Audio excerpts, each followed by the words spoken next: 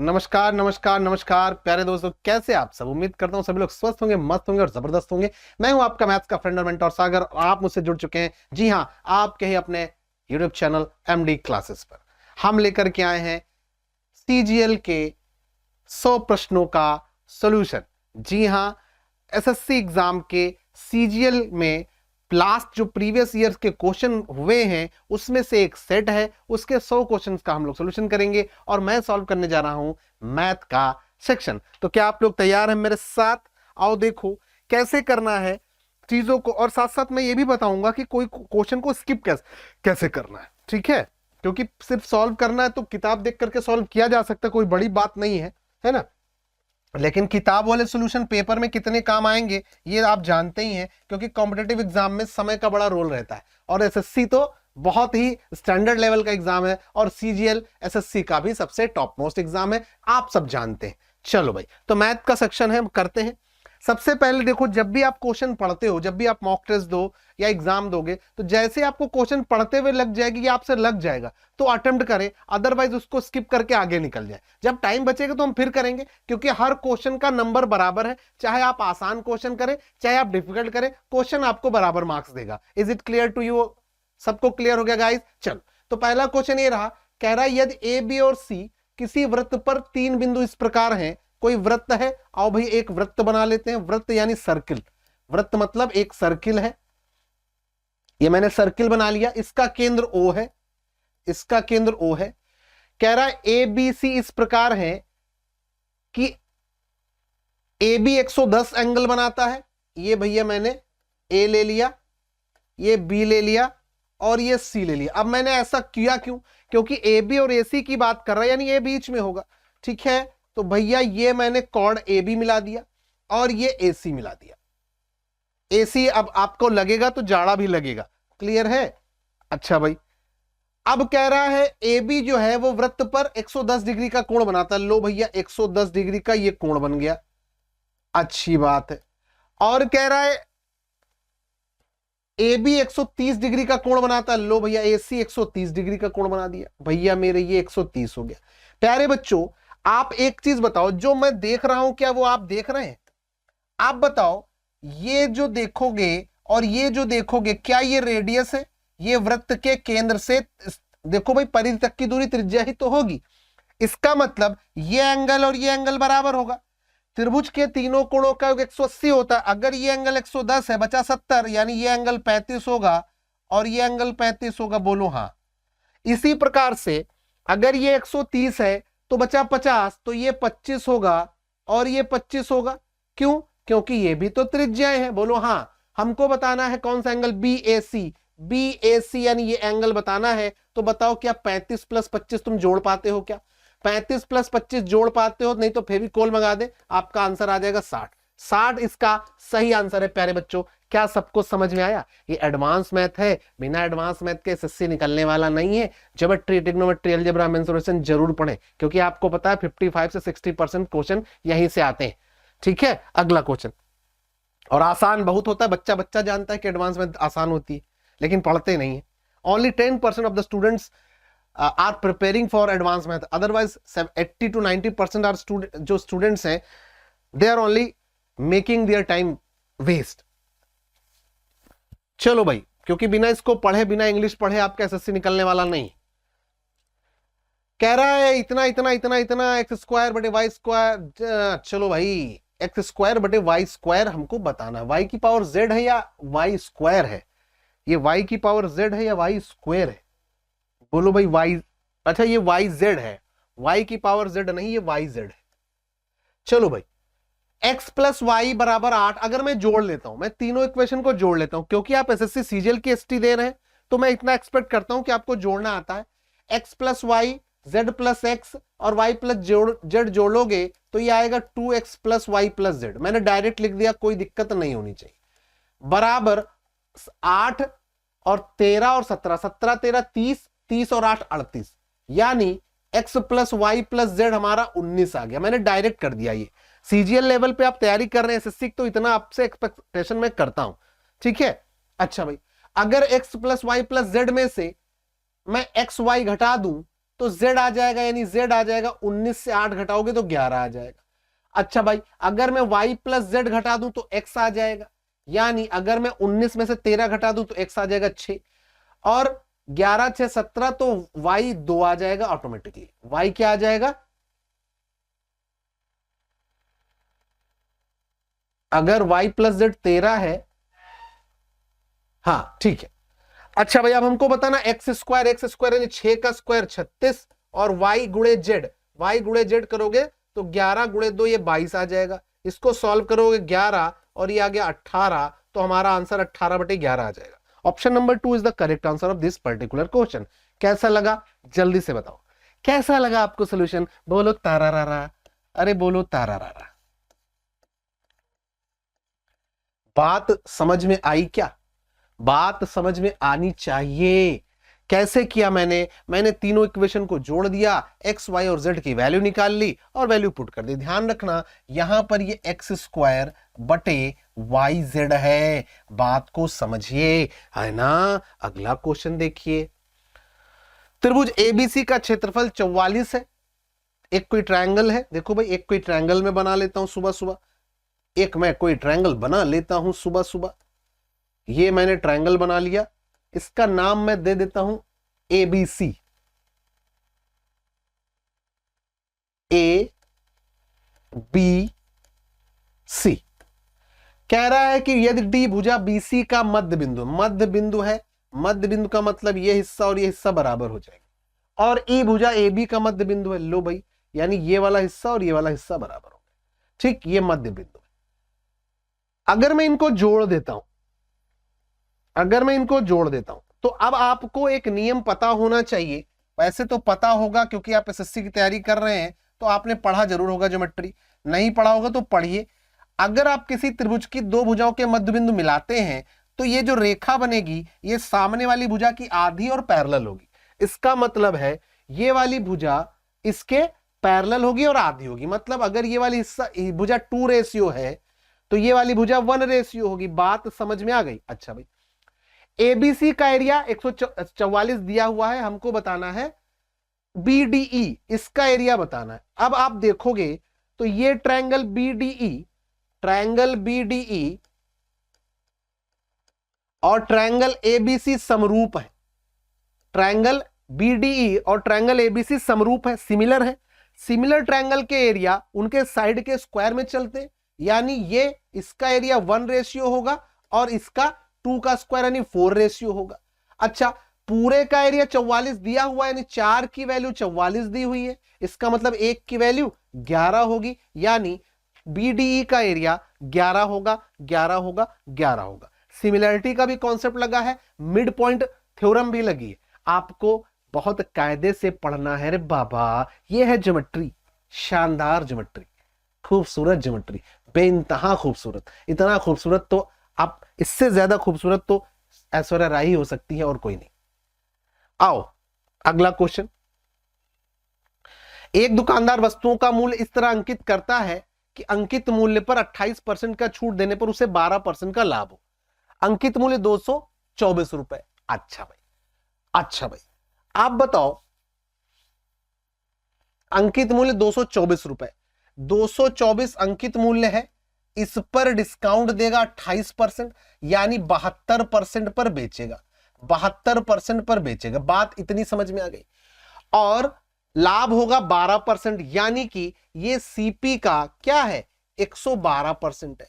CP का 112% है। CP होता है 100%, हमें पता है। तो 112% की वैल्यू इतनी है, तो 1% की वैल्यू इतनी होगी, और 100% की वैल्यू निकाल दोगे तो सीपी आ जाएगा। देखो पेपर में कम कैलकुलेशन करना है तो एक स्टेप में लिखिए, 100 से 100 कैंसिल, 112 दूना 224, 72 दूना 144, आंसर आ गया। एक स्टेप में शानदार तरीके से आपका आंसर आ गया। बोलो हाँ, बात समझ में आ गई? आइए अगला क्वेश्चन करें। इस क्वेश्चन का आंसर तो जरा देखिए कौन कौन इसका आंसर देना चाहेगा। बहुत आसान है, इससे आसान क्वेश्चन आज तक तुमने पढ़ा नहीं होगा ट्रिग्नोमेट्री में। और अगर आप ट्रिग्नोमेट्री के मेरे वीडियोस देख रहे हैं जो कि मैं पढ़ाया हूं पिछले 3-4 दिन में, तो आप देखेंगे इस प्रकार के प्रश्न मैंने कराए हुए हैं और एग्जाम में बार बार रिपीट होते हैं। मेरा तरीका क्या है, दिया है 6 tan a बराबर 5, यानी tan a बराबर 5/6। बोलो हाँ, बोलो तारा रारा। tan a बराबर 5/6 हो जाएगा, क्योंकि 6 उधर चला जाएगा। बहुत शानदार। tan को पता है, बच्चे को पता है कि tan को मैं sin/cos लिख सकता हूं। अगर आप ये बात समझ गए हैं तो बहुत शानदार तरीके से आप इस प्रश्न का उत्तर देख पाएंगे। इतना ये लिखना नहीं है, ये मैंने तुम्हें समझाने के लिए कहा। अदरवाइज पेपर में कैसे करना है ये आर्ट आप डेवलप करें। पेन कम चलाएं, दिमाग ज्यादा चलाएं, ठीक है। सिर्फ पढ़ने से कहां, कितने लोग पढ़ रहे हैं, बहुत लोग पढ़ते हैं, सबको पढ़ते पढ़ते आ ही जाता है ना। आप कितनी जल्दी करेंगे उसके लिए स्मार्ट अप्रोच चाहिए, किताबी ज्ञान से हटकर। रटे रटाए पैतरे भूल जाइए, नहीं तो दुनिया बहुत जालिम है, दिल तोड़ के हंसती है। चलो भाई, तो साइन की जगह 5 चिपका दो, कॉस की जगह 6 चिपका दो। तो अगर मैं साइन की जगह 5 चिपकाऊंगा 8 पंचे 40 हो जाएगा, माइनस कॉस की जगह 6 चिपकाऊंगा तो 6 चौके 24 हो जाएगा। बोलो हाँ। फिर कॉस ए यानी 6 प्लस 2 इंटू साइन ए यानी 2 पंची 10। 40 में से 24 जाएगा तो 16 आएगा, और 10 और 6 भी 16 होगा। बच्चा बच्चा कहेगा 16/16 उतना ही होता है जितना होना चाहिए, यानी 1। 16 बरस की बाली उम्र को सलाम, ऐ प्यार तेरी पहली नजर को सलाम। पढ़ लो भैया, अभी बाली उम्र के सलाम के चक्कर में ना पड़ो, है। नौकरी मिल जाएगी तो अपने आप शादी वादी हो जाएगी, नहीं तो किसी की बिटिया फालतू थोड़ा है। चलो भाई, इस क्वेश्चन को करते हैं। अच्छा भाई, अगर आप मेरे लेक्चर्स लगातार देख रहे हैं यूट्यूब पर, तो ये क्वेश्चन 2 सेकंड से ज्यादा का नहीं है। आप सॉल्व करोगे बहुत टाइम लगेगा। आप देखो मैंने क्या बताया हुआ है, अगर a cos theta plus b sin theta बराबर x, a sin theta minus b cos theta बराबर y, ये मैंने नहीं बताया, सभी बताते हैं, बशर्ते आपने पढ़ा हो। तो a square plus B square बराबर होगा X square plus Y square के। मैंने बताया है, सबने बताया है, जिससे भी आपने पढ़ा होगा, बशर्ते पढ़ा हो। तो सीधे सीधे देखो, X square plus Y square को मैं सीधे सीधे लिख दूंगा, X square plus Y square, 4 का स्क्वायर 16 और 5 का स्क्वायर 21 और 25, और 16 और 25 कितना होता है, 41 होता है क्या। अगर जोड़ना भी नहीं आता है तो फेविक्विक खरीदो। समझ में आया। ये मैंने आपको लिख के समझाया, इसको नोट कर लो। पेपर में इस पे जब भी क्वेश्चन आए तो बिना पेन के 5 सेकंड में इस तरीके से होने चाहिए, 5 सेकंड में। लेकिन तुम कर तभी पाओगे जब सारे लॉजिक और कॉन्सेप्ट क्लियर होंगे आपके, यानी कि आपने स्टैंडर्ड पढ़ा हो, और एसएससी या फिर रेलवे सीबीटी तो जो भी है स्टैंडर्ड, जो भी बच्चे स्टैंडर्ड लेवल का पढ़ते सिर्फ उन्हीं का सिलेक्शन होगा। या नहीं, ये मत सोचिएगा कि 50, 55, 60 नंबर लाओगे सिलेक्शन हो जाएगा, ठीक है। 85 से 90% स्कोर करना है। एसएससी में तो सीजीएल में 200 बच्चे नंबर लाते। चलो अगला क्वेश्चन देखो। अब ये रीजनिंग का क्वेश्चन इसमें आ गया, मुझे लग रहा है। अगर प्लस का अर्थ माइनस, माइनस का अर्थ प्लस है, प्लस का अर्थ माइनस, माइनस माइनस का अर्थ गुणा, तो 42 गुणे 12 कर दो भैया, है ना। और गुणे का अर्थ डिवाइड है, डिवाइड 3 कर दो। फिर प्लस का अर्थ माइनस है, माइनस 8 कर दो। डिवाइड का अर्थ गुणा है तो 2 कर दो। और प्लस का अर्थ माइनस है तो माइनस 15 कर दो, बटे 8 गुणे का अर्थ डिवाइडेड है, डिवाइडेड बाई 2 कर दो, है ना। और माइनस, माइनस का अर्थ प्लस है, 4 कर दो। प्लस का अर्थ माइनस है, 9 कर दो। और डिवाइडेड बाई का अर्थ गुणा है तो गुणा 3 कर दो। तो सबसे पहले बॉड मास में आपको क्या करना होता है, आपको डिवाइड करना होता है, तो डिवाइड कर दो। 3 से इसको डिवाइड करोगे 4, और उसके बाद आपको गुणा करना होता है। तो 42 को 4 से गुणा करोगे, 4 दूनी 8, 4 चौके 16, है ना।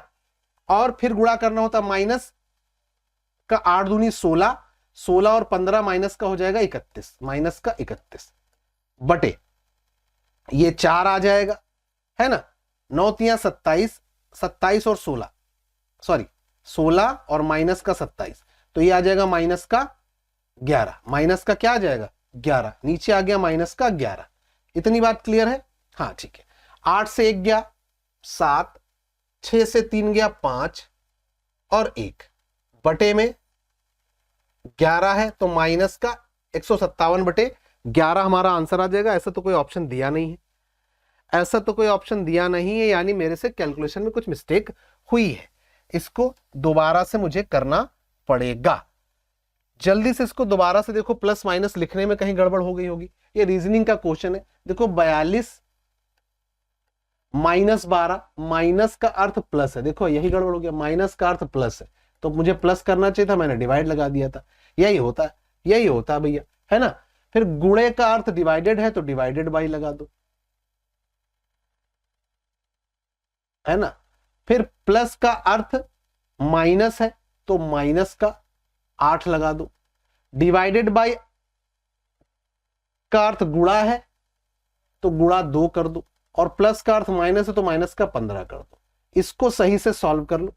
फिर 8 है, गुणे का अर्थ डिवाइडेड बाई है, माइनस का अर्थ प्लस है, प्लस का अर्थ माइनस है, और डिवाइडेड बाई का अर्थ मल्टीप्लाई है। ये है मसला, ठीक है। अब करो भाई, 3 चौके 12, 42 4 46, और 46 8 दूनी 16, और माइनस 15 यानी 31। तो ऊपर हो गया 46 माइनस 31, 46 माइनस 31 कितना होगा, 42 4 46, है ना, 8 दूनी 16, 16 और 15 31, हाँ 46 माइनस 31, तो ऊपर हो गया 15। ऊपर 15 होने का मतलब है ये दोनों आंसर हमारे कैंसिल हो गए, बटे बटे ये हमारा 4 आ गया, है ना, 4 और ये 27 हो गया, 4 चौके 16 और माइनस का 27, तो नीचे आ गया माइनस का 11। तो हमारा आंसर आ गया माइनस का 15/11, माइनस का 15/11, माइनस का 15/11। चलो अगला क्वेश्चन देखो, बेहद शानदार और जबरदस्त है। अलजेब्रा का क्वेश्चन है, x माइनस वाई बराबर 4, एक्स वाई बराबर 45, X cube minus Y cube की वैल्यू बताओ। आप फॉर्मूला लगा सकते हैं X cube minus Y cube का, एक ब्रैकेट में एक्स माइनस वाई, दूसरे ब्रैकेट में X square plus Y square minus X plus X Y.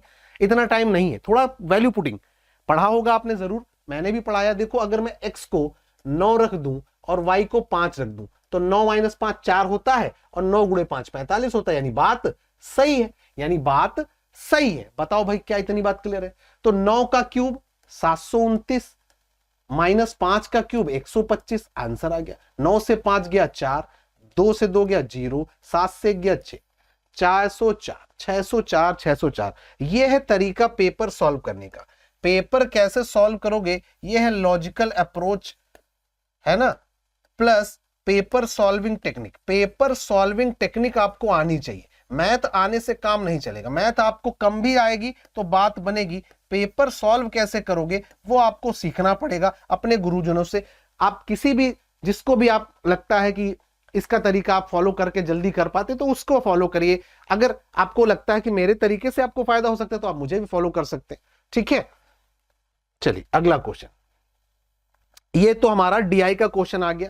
अब डीआई के क्वेश्चन में भैया, अब डीआई में पढ़ना बड़ा पड़ता है। अब मैं क्या करता हूं ना, मैं डीआई छोड़ देता हूं, मैं डीआई लास्ट में करता हूं। मैं क्या करता हूं, मैं डीआई के क्वेश्चन लास्ट में करता हूं, क्योंकि इसमें बार बार मुझे डेटा पढ़ना पड़ेगा। इजी हो गया तो अच्छी बात है, डिफिकल्ट हो गया तो दिक्कत करेगा। मैं इसको स्किप करके डीआई को अभी लास्ट में कराता हूं, ये मेरा तरीका है भाई। क्योंकि डीआई अगर डिफिकल्ट आ गई तो बार बार हर क्वेश्चन में डेटा चेंज होगा, डेटा आपको बार बार पढ़ना पड़ेगा।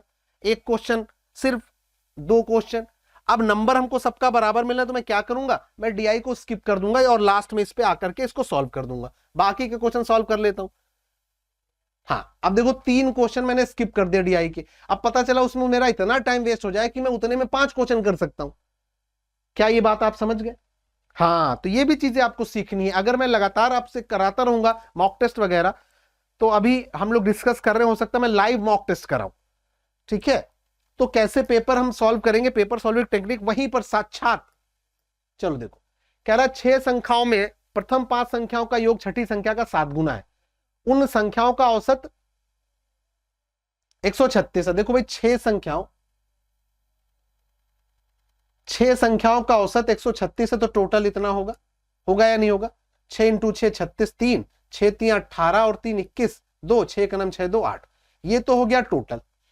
अब कह रहा 6 संख्याओं में से पहली 5 संख्याओं का योग, पहली 5 संख्याओं का योग, समझो पहली 5 संख्या मैंने ये ले ली, इनका जो योग है वो बराबर है छठी संख्या के 7 गुने के, यानी छठी संख्या का 7 गुना ये होगा। अच्छा भाई ये क्या है 816, 816 तो 6 संख्याओं का योग है, यानी a plus B plus C plus D plus E plus F का योग है। अच्छा भाई a plus C plus D plus E की जगह हम लिख सकते हैं 7f और प्लस f।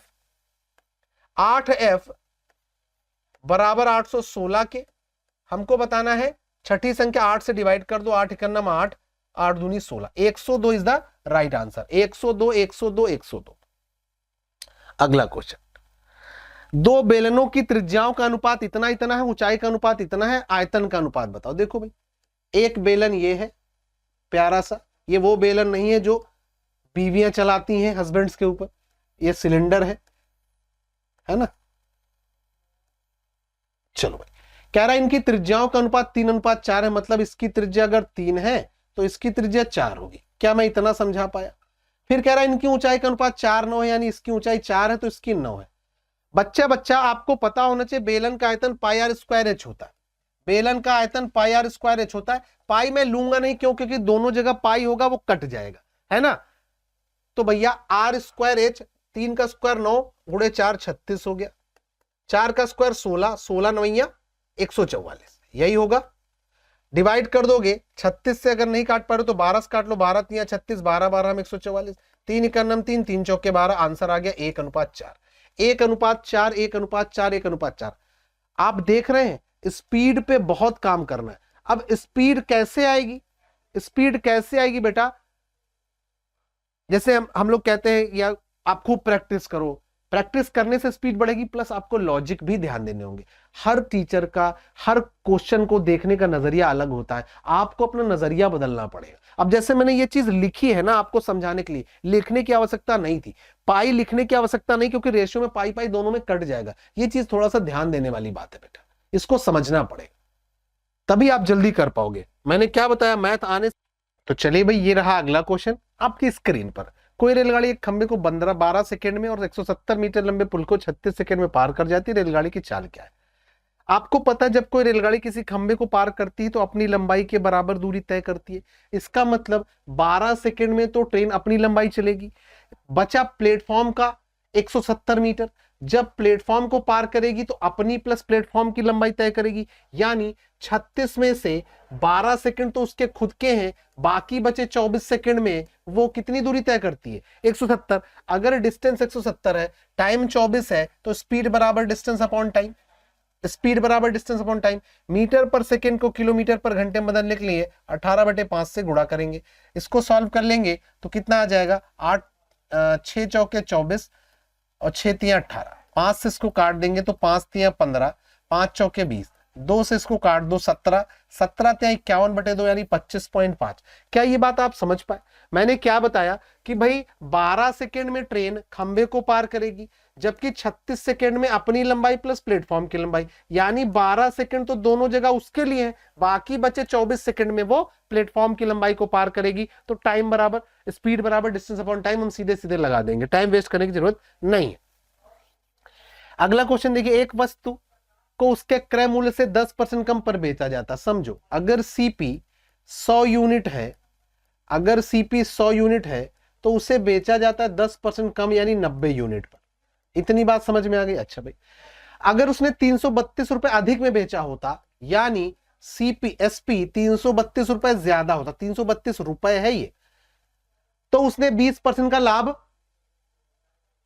कमाया होता, तो उसने 20% का लाभ कमाया होता। समझो दोबारा से देखो, हमें पता है सीपी 100% होता, 100% से कम में बेचने पर नुकसान होता है, पहले उसने 90% पर बेचा था। अगर वो 332 रुपए बढ़ाकर बेचे तो उसे 20% का लाभ होगा, यानी अब वो 120% पर बेचने की बात कर रहा है। कितना डिफरेंस आया? तो आप कहोगे 30%। 30% की वैल्यू क्वेश्चन में दी है 332 रुपए, 1% की वैल्यू निकालेंगे तो 332/30 होगी। हमको बताना वस्तु का आरंभिक विक्रय मूल्य, आरंभिक विक्रय मूल्य 90% था तो 90 से गुणा कर दीजिए। ये चीज आप देखते देखते भी समझ सकते थे कि 3 गुना हो जाएगा। 3 दूनी 6, 3 तिया 9 और 3 तिया 9, 996 जैसा कुछ भी दिख जाए उसे आप टिक कर दीजिए। अगला क्वेश्चन, ए बी और सी एक काम को इतने इतने इतने दिन में कर सकते हैं। चलो भाई, ए करता है 24 दिन में, बी करता है 15 दिन में, सी करता है 12 दिन में। 24, 15 और 12 का एलसीएम 120 होगा क्या? जी हाँ, 24 पंचे 120 ये क्षमता है, 15 अट्ठे 120 ये क्षमता है, और 12 धाम 120 ये क्षमता है। क्षमता का मतलब एक दिन का काम, और ये एलसीएम जो लिया यही टोटल वर्क होता है। क्योंकि आप एसएससी सीजीएल की प्रिपरेशन वाले बच्चे, तो मैं ये एक्सपेक्ट करता हूं कि ये आपको पता होगा। अच्छा भाई, क्या बी और सी ने काम शुरू किया और 3 दिन के बाद उसे छोड़ दिया। बी और सी जब एक दिन काम करेंगे तो 18 यूनिट काम करेंगे, तो 3 दिन में ये कितना काम निपटा देंगे? तो आप कहोगे सर 54 यूनिट निपटा देंगे। 120 में से 54 हो गया तो बचा कितना? तो आप कहोगे सर ये बचा आपका 10 से 4 गया 6 और 11 से 5 गया 6, 66 बचा। कितना बचा? 66 यूनिट काम शेष बच गया। फिर कह रहा ए अकेले शेष काम को कितने दिन में करेगा? ए अकेले शेष काम एक दिन में करता है 5, तो 66 यूनिट करने में टाइम लगेगा। 66/5 यानी 13 सही 1/5। 13 सही 1/5 इसका सही आंसर है। कितना आसान क्वेश्चन है। साधारण ब्याज पर किसी वार्षिक ब्याज दर प्रतिशत इतने रुपए की राशि 2 वर्ष में इतनी हो गई। कौन सी राशि साधारण ब्याज द्वारा इसी दर पर 5 वर्ष में बढ़कर 10,404 हो जाएगी? पहले देखो भाई, 2 वर्ष में आपको ब्याज कितना मिला? देखो भाई, 4300 से इतना हो गया, यानी 344 रुपए ब्याज मिला 2 साल में। तो 1 साल में कितना मिलेगा? तो आप कहोगे 172, है ना? 2 1 2 2 7, हाँ ठीक है, 172 रुपए 1 साल में मिला। यहां से ब्याज की दर निकाली जा सकती है। 172 रुपए अगर 4300 पे मिला है तो परसेंट में जो भी होगा वही रेट ऑफ इंटरेस्ट होगी, यही ब्याज की दर आ जाएगी। ये कैंसिल, ये कैंसिल, 4 बार कटेगा क्या? 4 3 12, हाँ 4, यानी ब्याज की दर हमारी 4% आ गई। ब्याज की दर हमारी 4% आ गई। अच्छा भाई, अब हमको बताना कौन सी राशि साधारण ब्याज पर 5 वर्ष में बढ़कर इतनी हो जाएगी। अगर ब्याज की दर 4% है और समय 5 साल है तो ब्याज 20% मिलेगा। मूलधन 100% प्लस ब्याज 20%, यानी हो गया 120%। 120%। बोलो भाई, 120% को अगर मैं फ्रैक्शन में बदलना चाहूं तो आप कहोगे सर ये तो 6/5 होगा। अच्छा, 6 की वैल्यू दे रखी है कितनी? 10,104। 6 की वैल्यू 10,104 दे रखी है। हमको बताना प्रिंसिपल यानी 5 की वैल्यू। 6 गुणे 5 हमारा आंसर हो गया। 6 से इसको काट दो, 6 का नाम 4, 6 4 बचा 41 हो गया, है ना? 6 × 6 36, 5 बचा 50 हो गया, 6 8 48, 2 बचा 24 हो गया, 6 चौके 24। 1684 को 5 से गुणा करो, हमारा आंसर आ गया। 5 चौके 20, 2, 5 8 40, 2 42, 4, 5 6 30, 4 34, 3, 5 1 5 3 8, 8420 जैसा जो भी मिल जाए वो हमारा आंसर हो जाएगा। ठीक है, इतनी बात क्लियर है, कोई दिक्कत कोई समस्या नहीं होनी चाहिए। अगला क्वेश्चन देखो। अब वाह, बहुत जबरदस्त सिमिलैरिटी का कॉन्सेप्ट है। कह रहा MBCN 130 है, ये चतुर्भुज 130 इसका एरिया है। ANNC 4:5 है। ठीक है, तो हमको त्रिभुज MAN इसका एरिया बताना है। अच्छा भाई, ध्यान समझना,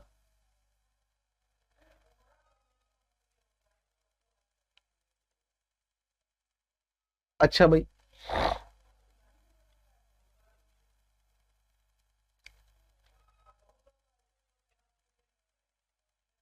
क्या करें, कैसे करना है? अच्छा भाई, हमें पता है, देखो भाई ध्यान से समझना, अगर मैं, आप देखोगे त्रिभुज AMN और त्रिभुज ABC ये सिमिलर है, सिमिलर है, और सिमिलर ट्रायंगल के एरिया उनके स्क्वायर के फॉर्म में चलते हैं। बोलो हाँ, बोलो भाई। अच्छा भाई, तो त्रिभुज AMN का एरिया 4 का स्क्वायर 16 बटे ABC का एरिया 4 5 9 81 बराबर होगा, त्रिभुज MAN का एरिया हमको निकालना है और पूरे का एरिया तो हमें दिया नहीं है, पूरे का एरिया तो हमें दिया नहीं है। हमें दिया क्या है? क्वेश्चन एक बार मैं देख लूं क्या? क्वेश्चन एक बार मुझे देखना पड़ेगा। पूरे का 81 है, 81 में से 16 रेशियो अगर मैं घटाऊंगा, क्योंकि ये 81 पूरे का आएगा, इसका 16 आएगा, 81 में से 16 घटाओ जरा, तो नीचे क्या आएगा, 11 से 16 गया, 11 से 6 गया 5, और 7 से 1 गया 6, ये होगा। और ये है 130 के 65 दूना 130, तो x बराबर आ गया 16 दूना 32, कितना आ जाएगा 32। क्या मैं दोबारा बताऊं, दोबारा देखो, मैंने बताया समरूप त्रिभुज के क्षेत्रफल उनकी भुजाओं के संगत भुजाओं के वर्ग के अनुपात में, तो वर्ग के अनुपात में 4 का अनुपात ये 16 और 9 का स्क्वायर 81 पूरे का होगा, 81 में से 16 घटा देंगे तो ये आ जाएगा।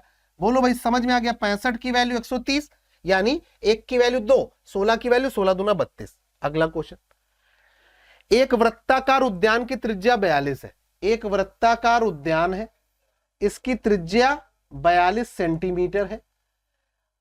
एक चक्कर का मतलब होता है 2 पाई आर, एक चक्कर का मतलब होता है 2 पाई आर। 8 चक्कर में चली गई दूरी 8 से गुणा कर दो, आंसर हो गया 7 छंग 42, 8 से डिवाइड कर दो, 8 से कटने वाली संख्या हमारा आंसर होगी। 8 का नियम है अंतिम 3 अंक, 8 त्रिक 24 बचे 2, ये नहीं होगा। 8 इकन्नम 8 बचा 4 44, ये नहीं हो सकता। 8 से इसको काटोगे, 8 इकन्नम 8, 8 चौके 32 कट सकता है, 8 त्रिक 24 ये भी कट सकता है ना। अच्छा भाई, इसका मतलब गुणा करना ही पड़ेगा, 22 दूना 44, 44 गुणे 6 गुणे 8 है ना, 8 छंग 48, 8 8 चौके 32, इकाई अंक 2 आएगा, इकाई अंक 2 आएगा।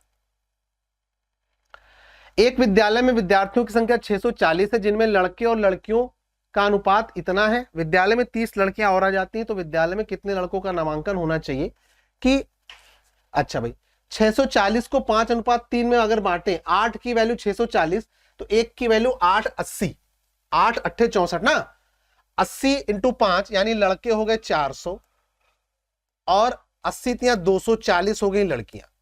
कह रहा है कि अगर विद्यालय में 30 लड़कियां और आ जाती हैं, विद्यालय में 30 लड़कियां और आ जाती हैं, और अब ये जो अनुपात है ये 14:9 हो जाता है। अच्छा भाई, तो 9 की वैल्यू हो गई 270, 9 की वैल्यू 270, तो 1 की वैल्यू 30, 1 की वैल्यू 30, बोलो हाँ, 1 की वैल्यू 30, तो 14 की वैल्यू 14 की वैल्यू 420 होनी चाहिए। यहां पर है कितने 400, तो 400 में मुझे कितना जोड़ना पड़ेगा, 20 जोड़ना पड़ेगा, यानी 20 लड़के और आने चाहिए।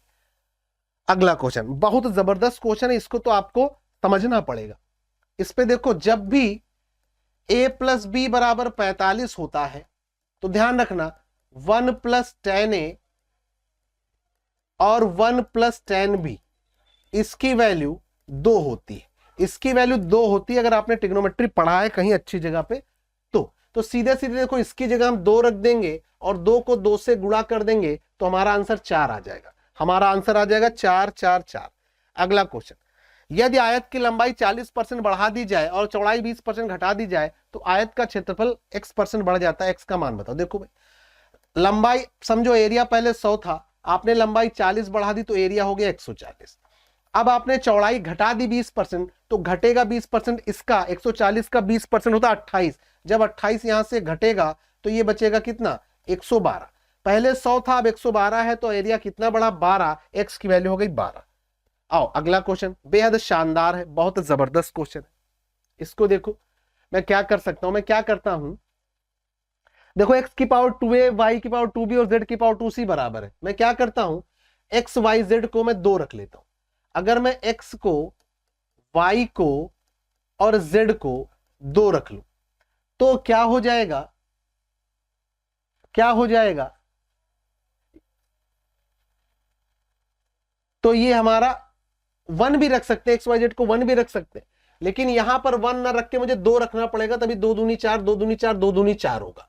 ठीक है, तो XYZ को 2 रख लो, A B और C को भी आप 2 रख लो, तो बात बन जाएगी। अच्छा भाई, तो अब मुझे बताना AB plus BC plus CA, तो 2 दूनी 4 प्लस 2 दूनी 4 प्लस 2 दूनी 4 बटे 4, 12/4 का मतलब 3 हमारा आंसर आ जाएगा। हमारा आंसर क्या आ जाएगा, 3 आ जाएगा, 3 आ जाएगा, 3 आ जाएगा। बात समझ में आ रही, ध्यान रखना XYZ की वैल्यू अगर मैं 1 रखूंगा तो ABC की वैल्यू आप कुछ भी रखो बराबर आ सकती है, लेकिन XYZ की अलग होने पर चीजें बदल सकती हैं, इसलिए मैंने बराबर करके रखा। जब अगर आप थ्योरी पढ़े होगे तो आपने चीजें पढ़ी होंगी। चलो लास्ट क्वेश्चन देखो, सॉरी अभी डीआई भी कराना है। कह रहा है 8 से पूरी तरह डिवाइड होता है, 8 से डिविजिबिलिटी रूल होता है लास्ट के 3 डिजिट। कोई संख्या 8 से तब कटती है जब लास्ट के 3 डिजिट 8 से कटते हैं। तो 5 है, 5 के आगे मैं क्या रखूं? देखो भाई, अगर 5 के आगे मैं यहां 2 रख दूं तो 8 छंग 48। अगर मैं 0 रखता हूं, मान लो 0, सबसे छोटा बताना ना, तो 0 रखूं तो 8 छंग 48 बचा 2, 24 हो गया, 8 त्रिक 24, तो 0 आ जाएगा, 0 आ जाएगा, 0 आ जाएगा, 0 आ जाएगा। अब हम डीआई कर लेते हैं, अब हम कर लेते हैं डीआई। क्या कर लेते हैं? डीआई। समझे? देखो, अब देखो समझो, क्वेश्चन किसी से भी फंस सकता है, मुझसे भी फंस सकता है। ऐसा नहीं कि मैं पढ़ा रहा हूं तो मुझे सब कुछ आता है, ठीक है? चलो डीआई करते हैं।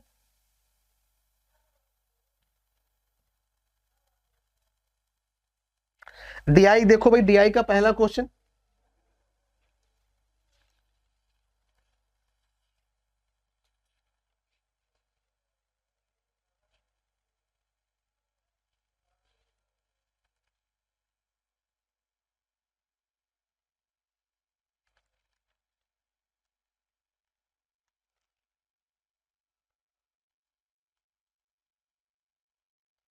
चलो डीआई का पहला क्वेश्चन देखो। कह रहा है, ये डेटा दिया गया है, अब डेटा बार बार पीछे जाना पड़ेगा। 2012 और 2014 को मिलाकर किस प्रकार की कारों की संख्या उन 2 वर्षों में उत्पादित कुल कारों की कुल संख्या का 25% है? चलो 2012 और 2014 का देखते हैं। 2012 का 120 और 2014 का है 170। 120 और 170 290 होता है। और हमको बताना क्या था? उत्पादित कुल कारों की कुल संख्या का ठीक 25%। इसका अगर मैं 25% निकालूं, यानी 1/4, 1/4 निकालूं, तो 4 से इसको काटूंगा तो 4 छंग 4 सत्ते 28, 4 दुनिया 8 और 4 पंचे 20, 72.5 आना चाहिए दोनों को जोड़ करके। 72.5 तो किसी में नहीं आएगा, 72.5 किसी में नहीं आएगा,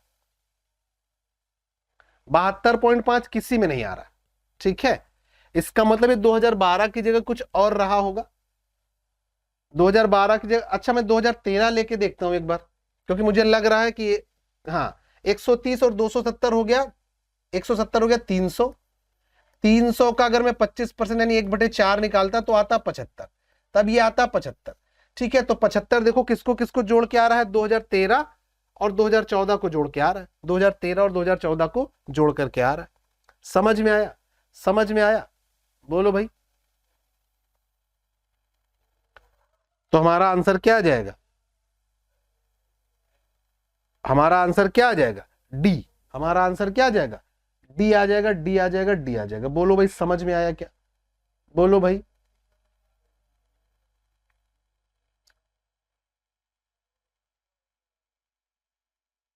ठीक है, बोलो भाई, समझ में आया?